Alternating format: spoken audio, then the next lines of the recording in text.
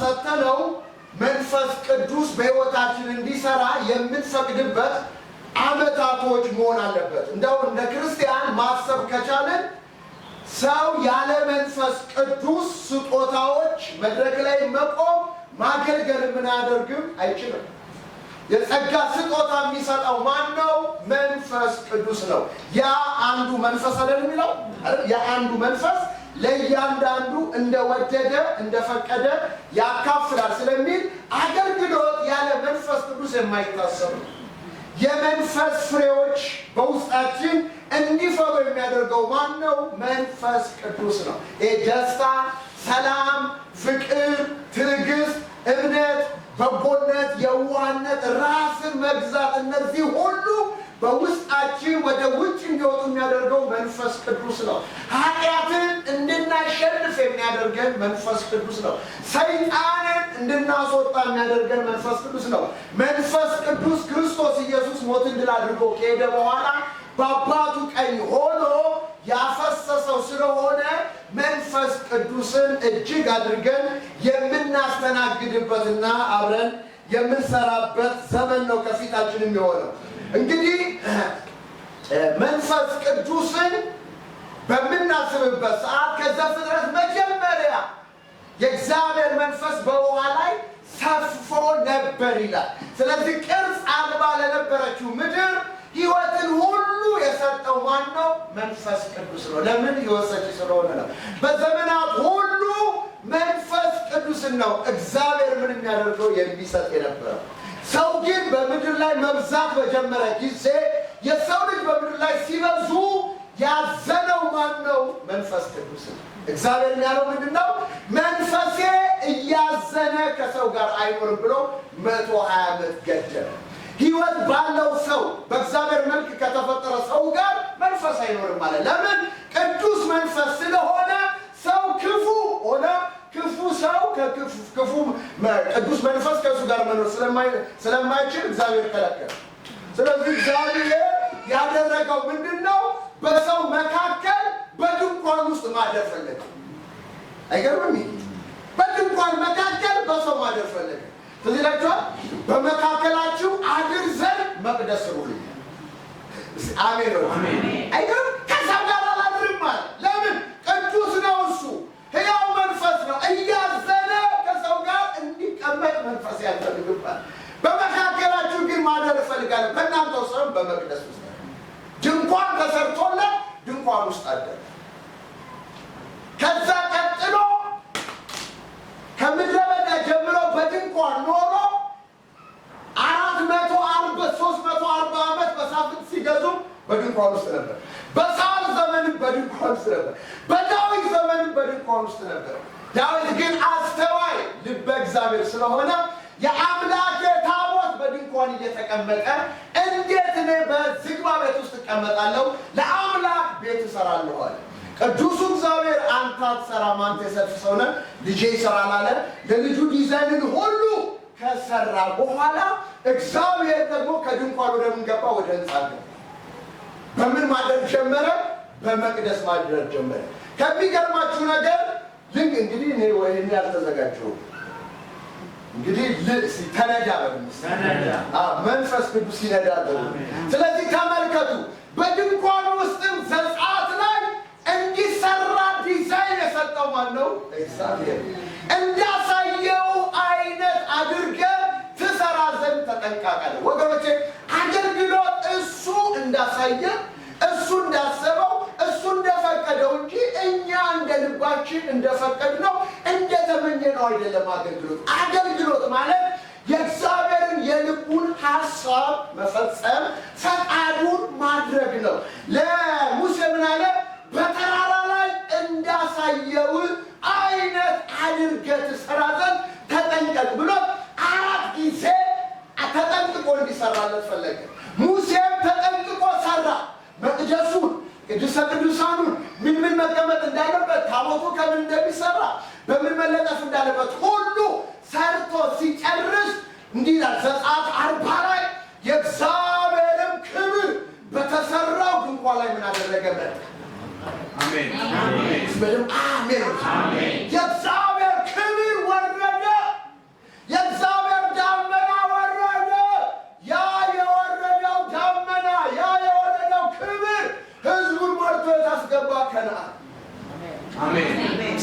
ስጩና አሜን።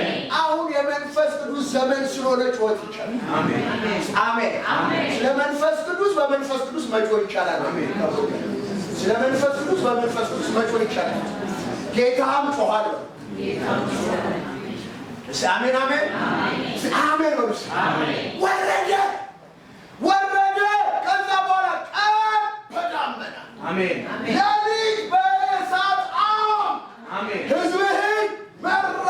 ከአፋቸው መና አልከለከልክም፣ እግራቸው አላበጠም፣ ጫማቸው አላለቀም፣ ልብሳቸው ሲባካቸው አሜን ነው። የሚመጣ ክብር የሚመጣ ክብር ትገቡት እስቲ በአንተ ላይ በቤተ ክርስቲያን ላይ በብሪቶ ላይ የሚመጣ ክብር የሚመራ ነው። ኢየሱስ ጌታ ነው። በቀን ይመራሃል በዳመናው፣ በሌሊት ይመራሃል በእሳት ከአፍ ላይ መና አይቆምም። ኢየሱስ ጌታ ነው። እስቲ ጩና አሜን። እስቲ ጩና በሉኝ። በድንኳን ላይ መጥቶ ያ ዳመና መራ። ርስት ምን አደረጋቸው? አገባቸው። ሙሴ አላገባቸው። ሙሴማ እኮ እንዲህ ብሏል። ሙሴ ስሙኝ፣ ብዙ ጊዜ ሙሴ የሚያውቀው የተወለደው ግብፅ ነው።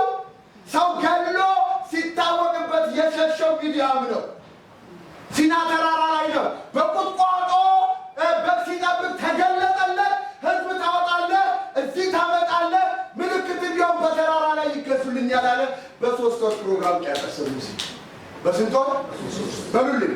በ3 ወር ፕሮግራም ጨረሰ። ሕዝቡን አመጣ። እዛ ሲና ተራራ ላይ እግዚአብሔር ወረደ። ሲና ጨሰች። ሕግ ሰጣቸው፣ ታቦት ሰጣቸው። እዛ ደረጉ። ከዛ ማን ተረከበ? ዳመና። አሜን። ማን ተረከበ? በሉልኝ። በቃ ቤተ መቅደስ እንዲሰራለት ፈለገ።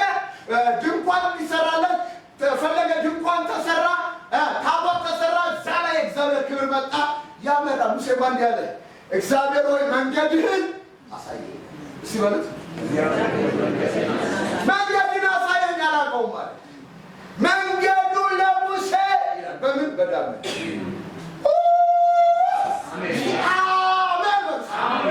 በደንብ በሉልኝ። በደንብ በሉልኝ። ዳመናው ስጩና ዳመናው በደንብ ጩሁ እስቲ ዳመናው እዚህ ነው። የእግዚአብሔር ዳመናው መቅደሱ ላይ ይቀመጥ ነበር ይላል። ዳመናው ቀን አንድ ቀን ከተቀመጠ ይቀመጣል። ሳምንት ከተቀመጠ ይቀመጣል። ወር ከተቀመጠ ይቀመጣል። በዳመናው ትእዛዝ አሜን። ዳመናው ከድንኳን ላይ ሲነሳ ጉዞ ሲጀምር ሕዝቡም ይጓዛሉ። ዳመናው ሲቆም እነሱ የሚቆማሉ፣ ድንኳን ይተክላሉ። ዳመናው እዛ ላይ ይቀመጣል። በዳመናው ትእዛዝ ይላል። 1 ወርም 2 ወርም 3 ወርም ዓመትም ቢቀመጡ በዳመናው ትእዛዝ ይቀመጡ ነበር ብሎ ዝም ብሎ ይናገራል። ስጩና አየህ፣ መንገደኞች ስለነበረ የሚመራው ያለው ስጩና አሜን። የእግዚአብሔር ልጅ ነው። የእግዚአብሔር ልጅ ድገሙት እስቲ። በእግዚአብሔር መንፈስ እመራለሁ። አይ በዚህ ዓለም ሊመራህ የሚገባው የእውነት መንፈስ ነው። ይህ መንፈስ ደግሞ የሚመራ ወደ እውነት ሁሉ ነው። ኢየሱስ ጌታ ነው። የእውነት መንፈስ በመጣ ጊዜ ይላል። እስቲ በሉ የእውነት መንፈስ በመጣ አንድ ላይ የእውነት መንፈስ በመጣ ወዴት ይመራቸዋል? ወደ እውነት ሁሉ። በትዳር፣ በስራ፣ በቢዝነስ፣ በትምህርት የትም ሀገር ሂድ፣ መንፈስ ቅዱስ ይመራሃል። ኢየሱስ ጌታ ሃሌሉያ። ከዛ ሰለሞን ሰርቶ ሲጨርስ ዳመናው መጣና ሰለሞን መቅደስ ላይ ገባ።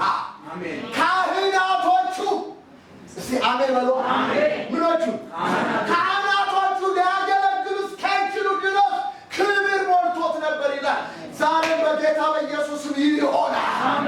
አሁን በድንኳን አይደለም እንደ ሙሴ፣ አሁን እንደ ሰለሞን በመቅደስ በድንጋይ አይደለም።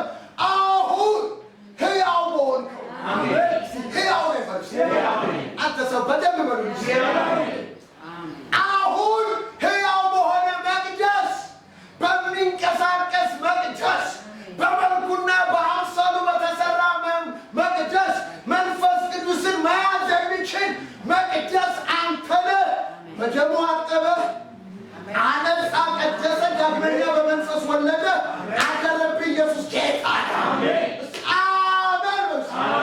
አሁን ጸጋ ተሞልቶ እውነት ተሞልቶ በመካከላችን ምን አደረገ? አሜን። ወይ እናንተ ሰዎች አሜን። አሜን። አሁን መቅደሱ ድንኳን አይደለም፣ መቅደሱ ሕንፃ አይደለም፣ መቅደሱ እናንተ ይላል። አሜን። እስቲ በሉት እስቲ እናንተ። ኧረ በደንብ ይበሉልኝ። እናንተ የሕያው የእግዚአብሔር ቤተ መቅደስ እንደሆናችሁ አታውቁምን? አሜን። እግዚአብሔር ቤተ መቅደስ ምንድን ነው ይላል? ቅዱስ ነው፣ ያው እናንተ ኩዲያስ ማነው? እኛ ነን። ኢየሱስ ጌታ ነው። በደም አሜን። ይሄ መንፈስ አሁን ማረፊያ አግኝቷል። ስጡና አሜን። ኢየሱስ ጌታ ነው። እንግዲህ ወገኖቼ መጽሐፍ ቅዱስ እንዲህ ይላል። እዚህ ስለ መንፈስ ቅዱስ እንዴት ነው የምንማረው? መስከረምና ጥቅምት ወርን እኔም አለው እዚህ ቤተክርስቲያን የሚያገለግሉትም አንድ መንፈስን ስለጠጣን ስለ መንፈስ ቅዱስ በተለያየ ርዕሶች እናገለግላለን። ግን መንፈስ ቅዱስ በክርስቶስ ኢየሱስ ሕይወት ውስጥ እንዴት ነበረ? መስከረምና ጥቅምትን እንማራለን። በክርስቶስ ኢየሱስ ሕይወትና አገልግሎት መስከረምና ጥቅምት። መንፈስ ቅዱስ በሐዋርያቶች ሕይወትና አገልግሎት ህዳርና ታኅሳስ ሐዋርያ ሥራን እንማራለን። ከዛ ቀጥሎ መንፈስ ቅዱስ በቤተ ክርስቲያንና አሁን ባለችው ቤተ ክርስቲያን በዚህ ዘመን መንፈስ ቅዱስ በሕይወታችንና በአገልግሎታችን እንዴት ይሰራል የሚለውን እነዚህን እንመለከታለን። ዛሬ እንግዲህ የምንመለከተው እና ንባብ ያልኳችሁ ማቴዎስ ወንጌል ለአይሁድ ነው የተጻፈው።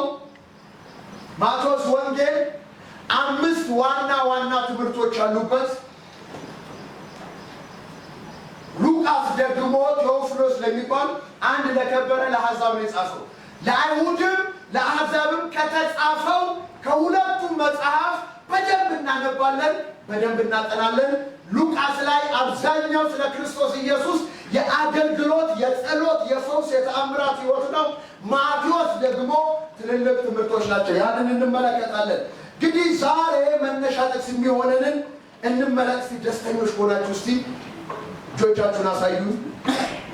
ጌታ አምላክ ይባርካል። እንግዲህ መነሻ ጥቅስ የምናደርገው ማቴዎስ 18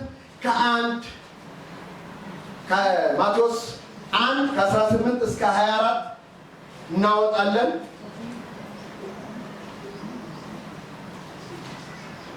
ማቴዎስ 1 ከ18 እስከ 24 አንድ ላይ የዳዊት ልጅ የአብርሃም ልጅ የኢየሱስ ክርስቶስ ትውልድ መጽሐፍ ብሎ ይጀምራል። ማቴዎስ ቀራጭ አይሁዳዊ ስለነበረ ሲጀምር ምንድን ነው የሚላቸው? የዳዊት ልጅ የአብርሃም ልጅ የክርስቶስ ኢየሱስ የትውልድ ሐረግ ይልና የሚጀምረው ከአብርሃም ይጀምራል። ምክንያቱም የእስራኤል ኔሽን ምንጩ ማን ነው? አብርሃም ነው። በደንብ ስሙ፣ አብርሃም ነው። እግዚአብሔር ምን አላቸው? ወደ ተቆረጣችሁበት ጉድጓድ፣ ወደ ተቆረጣችሁበት ድንጋይ፣ ወደ ተቆፈረባችሁበት ጉድጓድ ተመልከቱ። ብቻውን አብርሃም እያለ ጠራሁት፣ ባረኩት፣ አበዛሁት ነው የሚለው። ስለዚህ አይሁዶች ዋና የኔሽናቸው ግንድ ማን ነው? አብርሃም። ስለዚህ አብርሃም አለን እንደምትሉት አይምሰላችሁ ያላቸው ኢየሱስ። ስለዚህ ማቴዎስ ሲጀምር ከአብርሃም ጀምሮ እስከ ዳዊት ድረስ 14 ትውልድ ብሎ የዳዊትን 14 ትውልድ እንደሆነ ይናገራል። ከዳዊት ቀጥሎ ከሶሎሞን እስከ ባቢሎን ምርኮ ደግሞ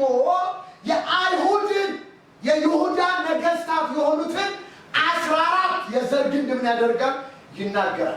ከባቢሎን ምርኮ ይልና ደግሞ የያዕቆብ ልጅ እስከሆነው እስከ ዮሴፍ ድረስ 14 ትውልድ ይላል። የያዕቆብ ትውልድ ስላችሁ ዘፍጥረት ውስጥ እንዳትገቡ።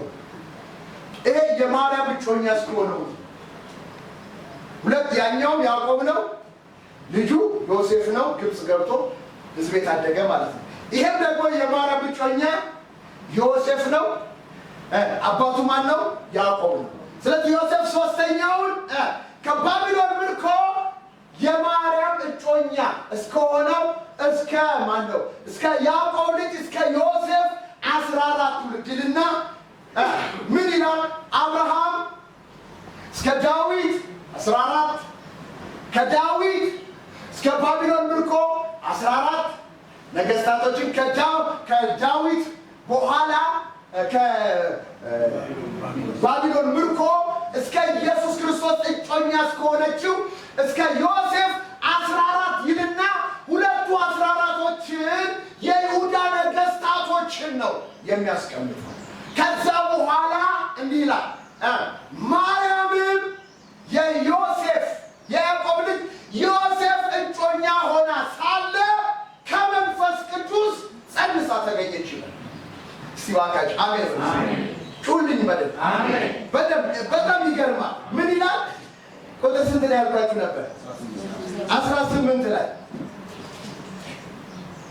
ቁጥር 18 ላይ የኢየሱስ ክርስቶስ ልደት ነው ይህ ነበረ። እናቱ ማርያም ዮሴፍ በታጨች ጊዜ ሳይገናኙ ከመንፈስ ቅዱስ ጸንሳ ተገኘች። ማርያም የጸነሰችው በመንፈስ ቅዱስ ነው። አሁን እዚህ ላይ እንዴት ጸነሰች የሚለውን ማቴዎስ አይነግረን። እዚህ ላይ የሚነግረን ምንድን ነው? ጸንሳ በመንፈስ ቅዱስ ተገኘች። እጮኛው የሆነችው ዮሴፍ ማርያም። ስለዚህ ጸንሳ ስትገኝ ዮሴፍ ጻድቅ ነበር ይላል። ጻድቅ ማለት በዛን ዘመን ምንድን ነው? ሕጉን የሚጠብቅ ከክፋት የራቀ በእግዚአብሔር ትእዛዝ የሚሄድ ሰው ማለት እንጂ በክርስቶስ ደም ታጥቦ በመንፈስ የጸደቀ ሰው ማለት አይደለም። ዮሴፍ ጻድቅ ስለነበረ ሊያጋልጣት አልወደደም፣ ወይም ሊገልጣት አልወደደም። ቢያጋልጣት አንድ የአይሁድ ሴት በድንግልናዋ ነው ማግባት አለባት። በድንግልናዋ ካላገባት ከሰርጓ በፊት ከጋብቻ በፊት ወንድ ከደረሰባት በድንጋይ ተወግረው እንዲገደሉ ሕጉ ስለሚያዝ ዮሴፍ ደግሞ እጮኛውን ጸንሳ ተገኘች። ሊተዋ ሲያስብ የጌታ መልአክ ይላል። የጌታ መልአክ በሌሊት ተገለጠለትና ተኝቶ አንድ ነገር አለ። ዮሴፍ ማርያም የጸነሰችው በመንፈስ ቅዱስ ነው።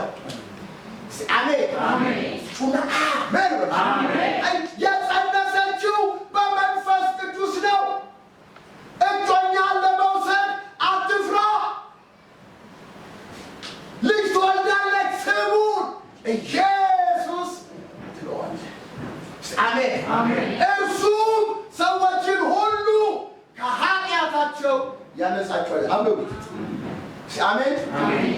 ለመውሰድ አትፍራ። የጸነሰችው በመንፈስ ቅዱስ ነው። አትፍራ። ከዛ ልጅ ትወልዳለች። የሚወለደው ልጅ ግን ስሙ ኢየሱስ ይባላል። ሰዎችን ከኃጢአት ሁሉ ያነጻል። ዮሴፍም ሕልሙ ነቃ፣ ማርያምን ወሰዳት ይልና የበኩር ልጇን እስክታውቅ ጊዜ ድረስ አላወቃትም ይላል። እኔ ጋር ናቸው። ምኗን ከሉልኝ። የበኩር ልጇን እስክትወልድ ድረስ አላወቃትም። የበኩር ልጅ ነው ኢየሱስ ማለት ነው። ከሱ በኋላ ምን አለ? ልጅ አለ። እስክትወልድ አላወቃትም። ከወለደች በኋላ ግን አውቋታል። ኢየሱስ ወንድሞች አሉት። ማንም የሚባል ያዕቆብ፣ ይሁዳ የሚባል እህትም አለችው። ስለዚህ ይሄ ግልጽ ነው። አንዳንድ እንዲህ መምታታት አያስብ። የበኩር ልጇን እስክትወልድ ድረስ አላወቃትም ነው። ወለደች በኋላ ያውቃታል። ስለዚህ ይሄ በእንደዚህ ተጠናቀቀ። ዮሴፍም ነቃ፣ ማርያምን ወሰዳት ይላል። ወዴት? ወደ ቤቱ። ይህንን ነው ማን የሚነግረን? ማቴዎስ የሚነግረን ስለ ክርስቶስ አወላለድ። እንግዲህ ያወቀው እዚህ ቦታ ማን ነው? ዮሴፍ ብቻ ነው። እሱም እግዚአብሔር መልአክ ልኮለት ነው የገለጸው። ስሙንም ገለጠለት። ሕዝብ ከኃጢአት የሚያድን እንደሆነ በመንፈስ ቅዱስ እንደተጸነሰ አወቀ፣ ወሰደ። እሱ ከእንደገና ምድረ በዳ ከሩቅ ምስራቅ ኮከብ አይተው ንጉሥ ተወልዷል ተብሎ በኮከብ እየተመሩ ደግሞ ከሩቅ ምስራቅ ብሎች መጡ፣ ሰዎች መጡ። ንጉሥ የተወለደው አዎ፣ የምን ንጉሥ? የአይሁድ ንጉሥ። ከሚገርማችሁ ነገር መጽሐፍ ቅዱስ ሳጠና ቅድም እንዳልኳችሁ ከአብርሃም ይልና እስከ ዳዊት፣ ከዳዊት እስከ ባቢሎን ምርኮ የዳዊት የይሁዳ ነገድ ነው የነገሰው።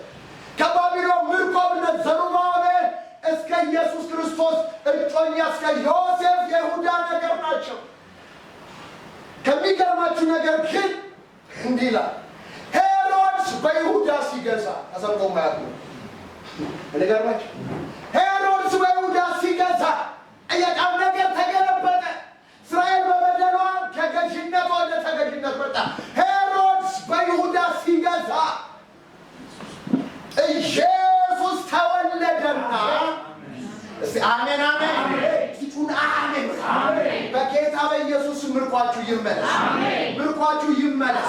እግዚአብሔር ከዘላለም በፊት ያየላችሁ ማየት ይሁንላችሁ፣ ወደ ተነገረላችሁ መድረስ ይሁንላችሁ።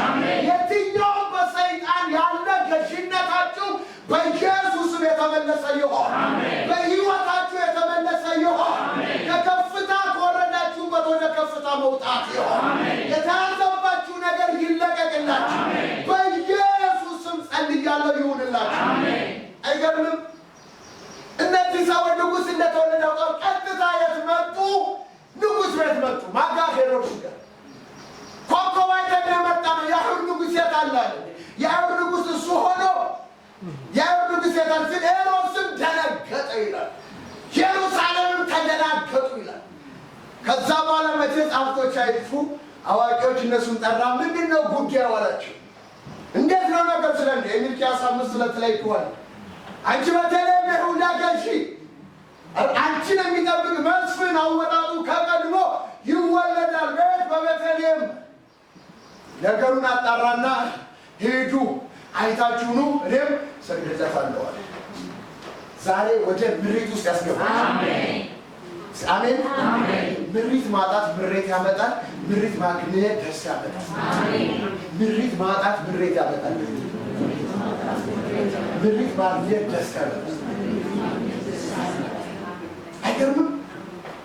እነዚህ ሰዎች ገቡ፣ ያለ ምሪት ገብተው ተደናገጡ። ሄሮድስንም አደናገጡ፣ አወቁ። ኢየሩሳሌም ግን እዚህ አይደለም ካላቸው በኋላ ከሄሮድስ ቤት ሲወጡ ኮከቡ ታያቸው፣ ደስም አላቸው።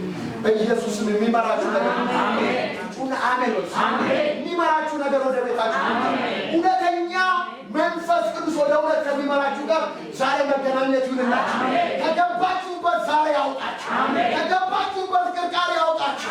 ከገባችሁበት ከረበሻችሁበት ነገር እግዚአብሔር ዛሬ ያውጣችሁ። ምሪት ሰጥቶ ያውጣችሁ። ሲወጡ ኮከቡ ታያቸው፣ ደስ አላቸው ይላል። ያ ኮከብ እየመራ ብላቴና ጋር ደረሰ። ዛሬም ወደ እውነት ያድርሰ። ወደ እውነት ሊመራ የሰጠ መንፈስ ቅዱስን እግዚአብሔር ወደ አሰበው ቦታ ያድርሰ። መርቶ ከግብ ያገናኘ። አይገርምም? ሕፃኑን አገኙ፣ ደስ አላቸው። ከርቤ፣ ወርቅ፣ ዕጣን አውጥተው ሰገዱላቸው። አይደለም የሚለው ሰገዱለት። አሜን አሜን። እናትም ብትኖር ልጅም ቢኖር ሕፃን ቢሆንም የሕፃን ነው ሲያድግ አልተባለም። ለሕፃኑ ሰገዱለት ነው የሚለው። ሄሎ ለማን ሰገዱለት? በሉልኝ። ለሕፃኑ ሰገዱለት። ወርቅ ሁሉ አውጥተው ሰጡ። የኔ ጌታ በሌሊት መጥቶ ሲባከጩ አሜን። በሌሊት መጥቶ በመጣበት መንገድ እንዳትመለስ አራጅ የሆነ ሕፃን የሚጠላ የሚገድል ገድል አለ። በሌላ መንገድ ተመለስ ብሎ ተገለጠለት። በሌላ መንገድ ሄዱ። ሄሮድስም እንደተሳለቁበት ባየ ጊዜ ከ2 ዓመት በታች የሆኑትን ሕፃናት ሁሉ ምን አደረገ? ጨፈጨፈ። እግዚአብሔር ይህን መንፈስ ይምታው። ከምድራችን ላይ የሚወለዱ ሕፃን የሚገድል መንፈስ ይመጣ። በስጋ የሚገድል መንፈስ ይመጣ። በመንፈስ የተወለዱትን የሚገድል መንፈስ ይመጣ። ይሄ የሄሮድስ መንፈስና ይሄ የፈርዖን መንፈስ ነው። ገዳይ፣ ሕፃን ገዳይ አይወድም። ሙሴን አይወድም። ኢየሱስን አይወድም። ከ2 ዓመት በኋላ ጨፈጨፈ ይላል። ከዛ ምንድን ነው የሚለው? እንትን ላይ መሰለኝ 31 ላይ ጮት በራማ ተሰማ፣ ራሔል ስለ ልጆቿ አለቀሰች አልተገኙምና የሚል ቃል ተፈጸመ ብሎ ይደመድማል። ጳውሎስ 1:26 እንግዲህ ሲጀምር ምንድን ነው የሚለው? በ6ኛው ወር ይሄ ልቅም አድርጎ ነው የሚጽፈው። እግዚአብሔር ይባርክ። በደምብ አሜን። ስሙ፣ በደምብ ስሙ። አሁን እነ ማቴዎስ እነ ዮሐንስ አብዛኞቹ የአይን ምስክሮች ናቸው። እዚህ ናቸው። እነ ጴጥሮስ የአሮጊቶችን በብልሃት የተፈጠረ ታሪክ አይደለም የምናወራው። አሜን። በአሮጊቶች የተፈጠረ በብልሃት የተፈጠረ ታሪክ አይደለም የምናወራው። እኛ ቅዱሱ ተራራ ላይ ሆነን እኮ ሲባከል አሜን፣ ክብር ሲመጣ ድምፅ ሲመጣ አይተናል፣ ሰምተናል። አሜን። ኢየሱስ ጌታ ነው። ኢየሱስ ጌታ ነው። ዮሐንስ ደግሞ ምን አለ? በዓይናችን ያየነው፣ በጆሮአችን የሰማነው፣ በእጆቻችን የዳሰስነው ሪል የሆነውን ነው የምናወራው። ሕይወት ተገለጠ፣ አይተናል። አሜን። ክርስትና ሪል የሆነ ነው፣ ተጨባጭ የሆነ ነው። በሕይወታችን ያየነውን ይሁንላችሁ፣ ይብዛላችሁ፣ ይጨመርላችሁ። እንዲህ አለ። ይሄኛው ሉቃስ የተከበርክ ቴዎፍሎስ ሆይ የአይን ምስክሮች የሆኑ የቃሉ አገልጋዮች እያንዳንዱን ነገር ታሪኩን በቅደም ተከተል አስቀመጡ። እኔ ደግሞ ኤላፋንያስ ስለተማርከው ቃል ስለሰማኸው ቃል እርግጡን እንድታውቅ አሜን። ምኑን እንድታውቅ? የትኛውም የእምነት ተከታይ መጥቶ በዱር በንፋስ እንደሚወዛወዝ የዱር ዛፍ አያድርግ። እርግጡን ወቅና በእግዚአብሔር ቃል ቁም። እርግጡን ወቅና በእግዚአብሔር ቃል ቁም። የቴዎፍሎስ እርግጡን እንድታውቅ ቅደም ተከተልን ጻፍኩልህ ይሏል። ስለዚህ ይሄ ሲጀምር በኤልሳቤጥ ነው የጀመረው። በመንገድ ጠራጊው በዮሐንስ መወለድ ነው የተናገረው። መልአክ መጥቶ ለዘካርያስ እንዲያበሰረው ይላል። ከዛ ዘካርያስ አገልግሎቱን ሲጨርስ ኤልሳቤጥ የ6 ወር እርጉዝ ሆና ወደዚህኛው ወደ ማርያም ደግሞ መጣ። አሜን አሜን። ይሄ መልአክ በ6ኛው ወር ዘካርያስ መንገድ ጠራጊውን እግዚአብሔር አስቀደመ። መንገድ የሚጠረግለትን ኢየሱስን ደግሞ ከ6 ወር በኋላ አስከተለው። ምን ይላል? ቴዎፍሎስ ሆይ አለ ከላይ በ6ኛው ወር መልአኩ ገብርኤል ለአንድ ወር ወደ ታጨች ወደ ቅድስት ድንግል ማርያም መጣ። ከዛ 4 ነገር የሚናገራት ነገር አለ። ይገርማል። ምንድን ነው ሚላት ነገር? መጀመሪያ ሰላምታ ነው። ምን አላት? ደስ ይበልሽ። አሜን። ደስ ይበልሽ፣ ጸጋን የሞላብሽ ጌታ ከአንቺ ጋር ነው፣ አንቺ ከሴቶች ሁሉ የተለየሽ ነሽ ብሎ መልአክን እግዚአብሔር ላከላት። ይላክላችሁ። ይላክላችሁ። ላከላት። ከዛ በኋላ ይላል ማርያምም አይታው መልአክ መንፈስ ናቸው ይታያሉ ወይ? አዎ። ወደ ሰው ሲመጡ ወደ ፍጥረታዊ ዓለም ሲገቡ በፍጥረታዊ መልክና አምሳል ምን ያደርጋሉ? ይገለጣሉ። ለምሳሌ ኢየሱስ ክርስቶስ ባረገ ጊዜ ሲያርግ ሁሉም የገሊላ ሰዎች ናቸው። ደብረ ዘይት ተራራ እንዲያንጋጠ ሲያዩ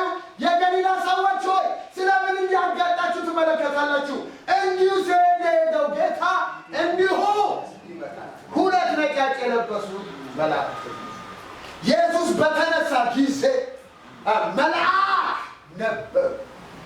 ስለዚህ ነበር መልአክ ታይቶ ማርያምም አራት ነገር ደስ ይበልሽ ጸጋ ሞልቶብሻል እግዚአብሔር ካንቺ ጋር ነው ከሴቶች የተለየሽ ነሽ ስላት ማርያምም አይታ ምን አይነት ሰላምታ ነው ብላ በልቧ አሰበች። በምኗ አልተናገረችው፣ በልቧ አሰበች። ከዛ ቀጥሎ ምን አላት? ይገርማል። ከዛ ቀጥሎ ያላት ምንድን ነው? ቁጥር 30 ላይ እስቲ አንድ ሰው በልኝ መልአኩም እንዲህ አላት፣ ማርያም ሆይ በእግዚአብሔር ዘንድ ሞገስ አግኝተሻልና አትፍሪ። እነሆ ትፀንሻለሽ፣ ወንድ ልጅም ትወልጃለሽ፣ ስሙን ኢየሱስ ትዪዋለሽ። እርሱም ታላቅ ይሆናል፣ የልዑልም ልጅ ይባላል። ጌታ አምላክ የአባቱን የዳዊትን ዙፋን ይሰጠዋል፣ በያዕቆብ ቤት ላይ ለዘላለም ይነግሣል፣ ለመንግሥቱ ፍጻሜ የለውም። በጣም ይገርማል። ኢየሱስ ጌታ ነው። አይ እንደምትጸንስ ሞገስ እንዳገኘች እንደምትጸንስ የምትጸንሰው ልጅ ደግሞ ስሙ እዛኛው ማቴዎስ ላይ ለማን የተነገረው? ለዮሴፍ። እዚህ ደግሞ ለራሷ ለባለቤቷ ተናገረ። ስሙን ኢየሱስ እግዚአብሔር ሲገለጥ ያምጣል። አሜን አሜን። እዚህ ከተናገረ ሰው ነው የሚል አሜን። ለራሷ ኢየሱስ ይዋለሽ አሜን። የልዑል እግዚአብሔር ልጅ ይባላል፣ ታላቅ ይሆናል፣ ቅዱስ ይሆናል፣ ብዙ ነገር አላት። ከዛ ቀጥሎ ተመልከቱ፣ ከመልአኩ ጋር መነጋገር ጀመረች። ቁጥር 30 ላይ ምን ይላል? 35 ላይ ነው። ከዛ ቀጥሎ የሷ ቢኒዬ ጨርስልኝ ወንድ ስል ከሚለው ማርያምም መልአኩን እኔ ወንድ ስለማላውቅ ይህ እንዴት ሊሆን ይችላል አለችው። መልአኩን አያችሁ፣ ትወልጃለሽ፣ ስሙን ኢየሱስ ነው የምትይው፣ የልዑል እግዚአብሔር ልጅ ይባላል፣ መንግሥቱ ፍጻሜ የለውም ሲላት እምወልድ ከሆንኩኝ እጮኛ አለኝ አለች። ግን ወንድ አላውቅም፣ ይህ እንዴት ይሆናል? አሜን። መነጋገር ጀመረ ከመልአኩ ጋር። አወልዳለሁ ግን ወንድ አላውቅም። ከዛ ቀጥሎ ምን ይላል? ይሄ ነው ዋና የተፈለገው። መልአኩም መልሶ እንዲህ አላት፣ መንፈስ ቅዱስ በአንቺ ላይ ይመጣል፣ የልዑልም ኃይል ይጸልልልሻል። ስለዚህ የሚወለደው ቅዱስ ሕፃን የእግዚአብሔር ልጅ ይባላል። እነሆ ዘመድሽ ኤልሳቤጥ በቃ ኢየሱስ ጌታ ነው። ኢየሱስ ጌታ ነው። ድገሙት እስቲ። ኢየሱስ ወንድ አላውቅም ለሚለው ጥያቄዋ መንፈስ ቅዱስ ሲቱና ማለት እስቲ መንፈስ ቅዱስ ድገሙት እስቲ መንፈስ ቅዱስ እዛ ምን በመንፈስ ቅዱስ ጸንሳ ተገኘች ይላል። ሊተዋ ሲያስብ ኖ እንዳትተው የጸነሰችው ከመንፈስ ቅዱስ ነው። እዚህ ቦታስ ምን ይላል?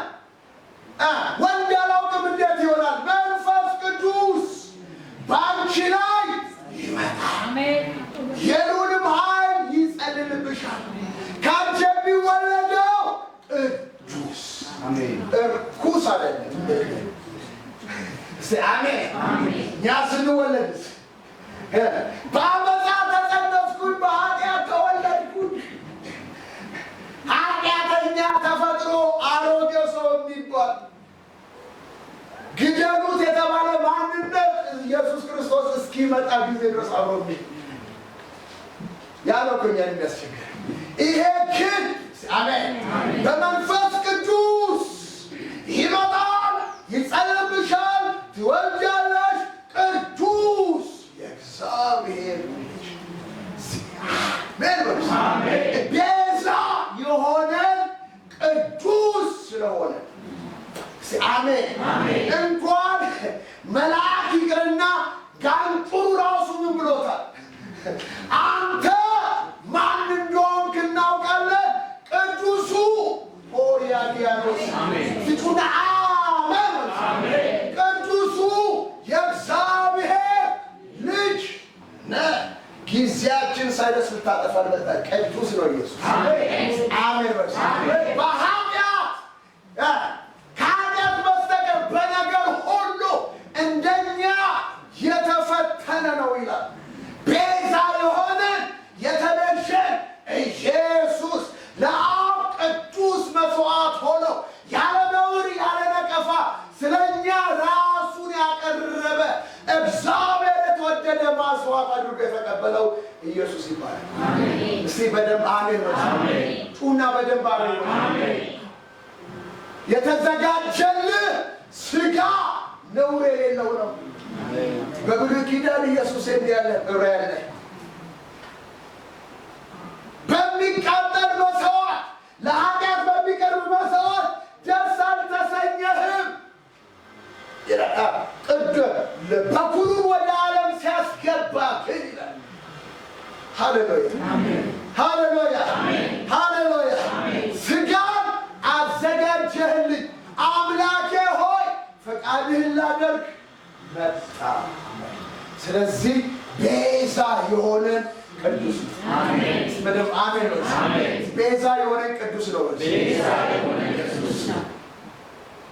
ከዛም በፊትም ከዛም በኋላ ላይደገም አንድ ጊዜ እግዚአብሔር ቅዱስ አድርጎ ከቅድስት ድንግል ማርያም በመንፈስ ተወልዶ ወደ ምድር መጥቶ እግዚአብሔር ያስተዋወቀው ቅዱሱን ኢየሱስን ብቻ ነው። አሜን። አይደገምም።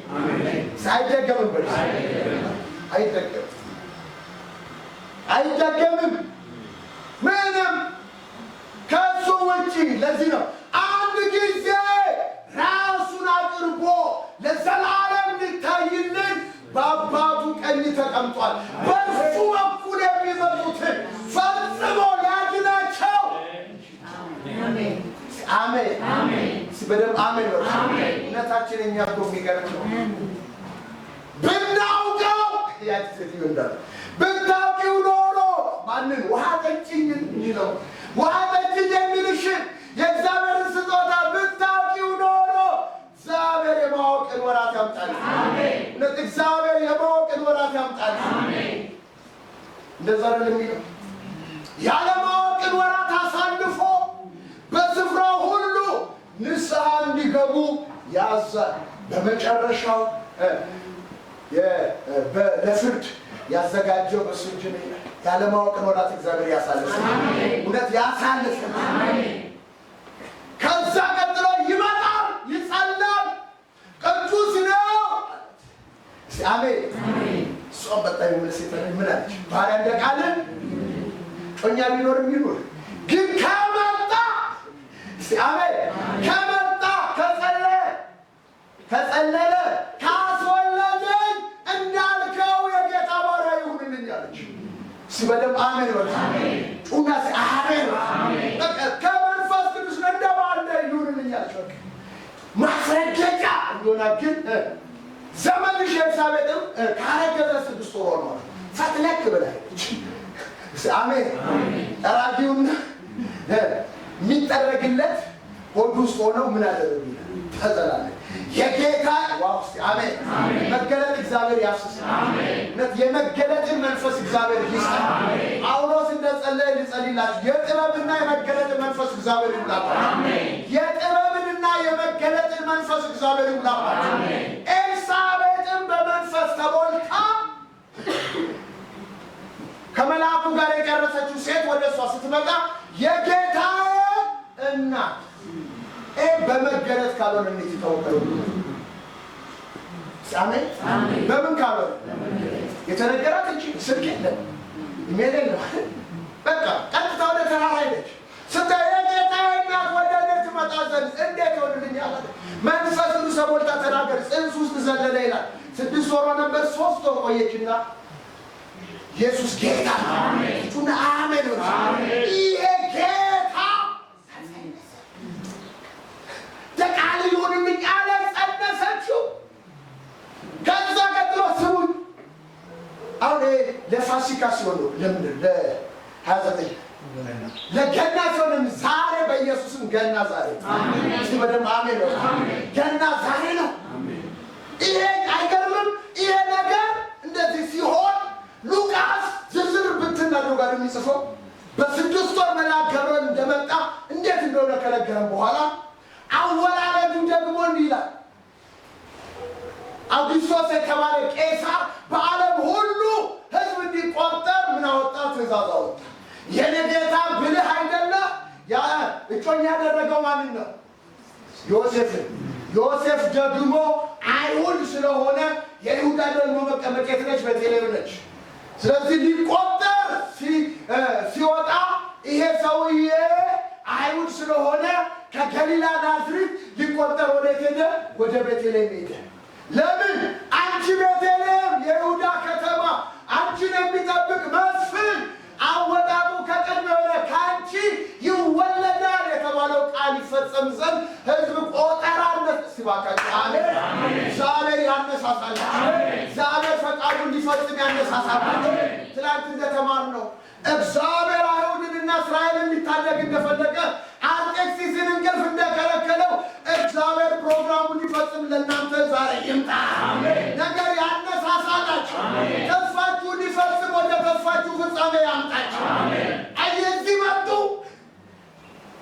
መቆጠር ያለበት አይሁድ ስለሆነ ቤተልሔም መጡ። ቤተልሔም ሲመጣ ቤርጎ ነው። ቤርጎ ሁሉ ሰው ሞልቷል። ሞልቶ ስለነበረ ክፍት ቦታ ምንድነው?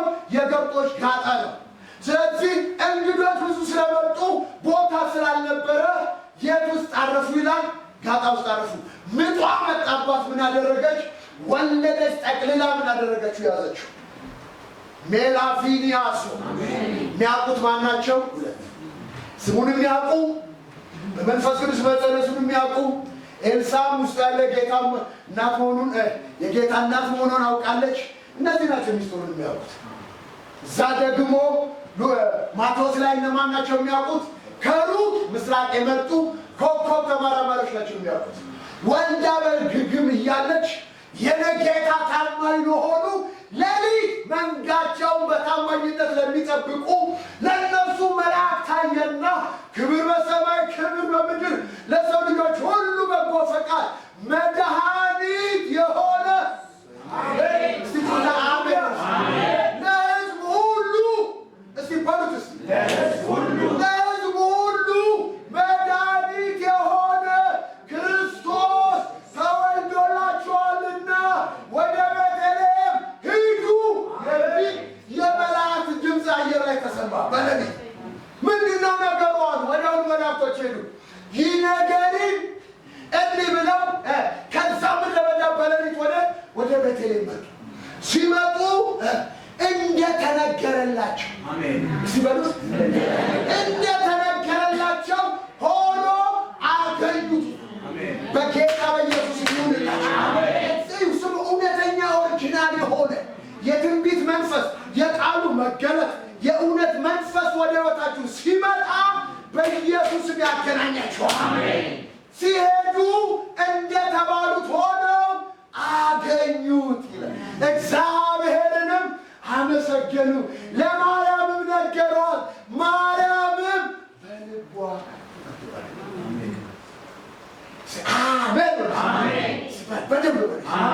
እግዚአብሔር ሚስጢሩን ለወዳጆቹ ያደርጋል።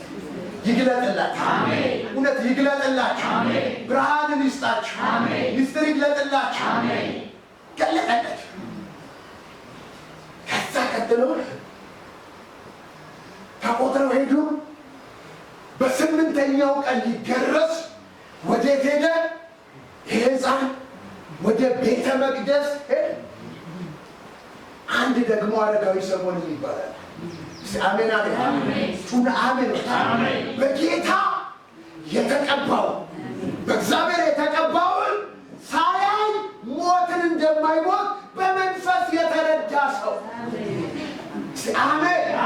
ትጉ የነበረ ጻድቅ የነበረ መንፈስ ቅዱስ የተሞላ የጌታ መገለጥ የሚጠባበቅ ሰው ነበረ። በስምንተኛው ቀን ወንድ ይገረዛል።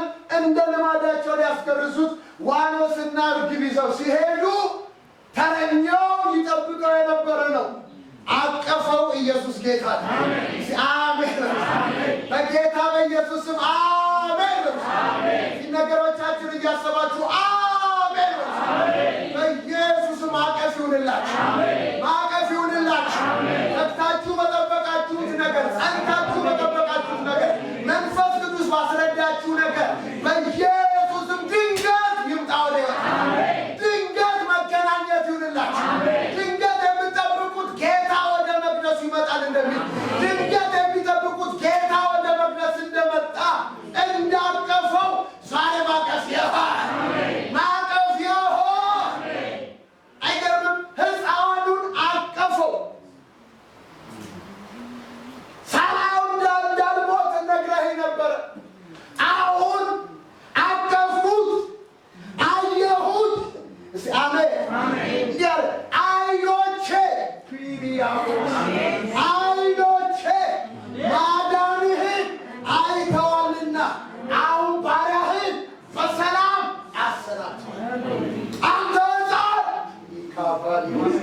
ኧረ ያናግራችሁ። መንፈስ ተሞልታችሁ ያናግራችሁ። አንተ ሕፃን ለአይሁድ ክብር ነህ፣ ለአሕዛብ ሁሉ የምትገልጥ ብርሃን ነህ። እናትህ አንቺ ማርያም በነፍስሽ ሰይፍ ያልፋል። አሜን ጩና አሜን በሉ። አንድ ሐና የምትባል የ84 አሮጊት የነበረች ሴት ይላል መጽሐፍ ቅዱስ። ስለ መሲሁ እየተናገረች ትጠብቅ ነበር። እሷ መለየችው። አሜን አሜን። ይሄ ጌታ አሜን በውስጥሽ አደረ። ጸጋና እውነት አሜን በሉ። እንደ ኢየሱስ ያለ እኮ ማንም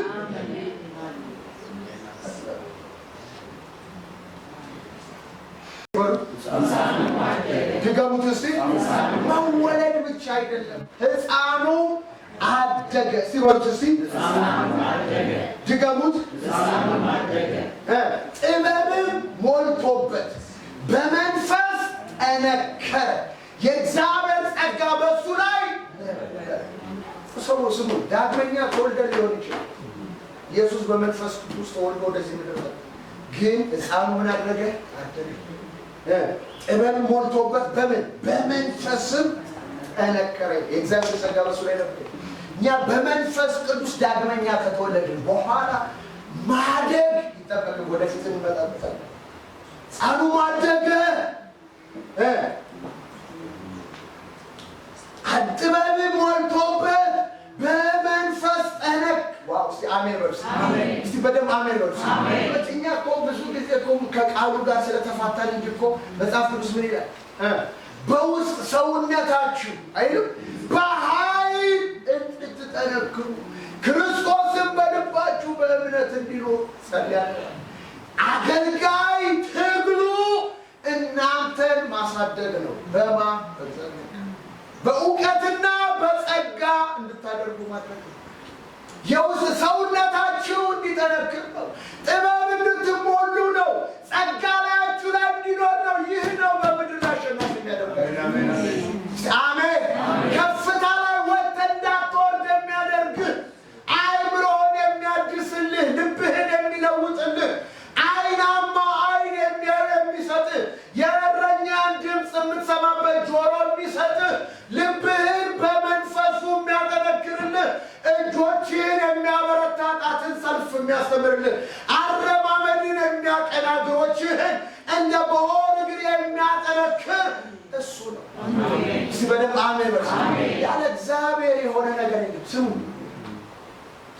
መብል ራሱ ያለ እግዚአብሔር ፈቃድ የበላ የጠጣ ደስ ብሎት መብላት እንኳን በእግዚአብሔር እስቲ በደምብ አሜን በሉ።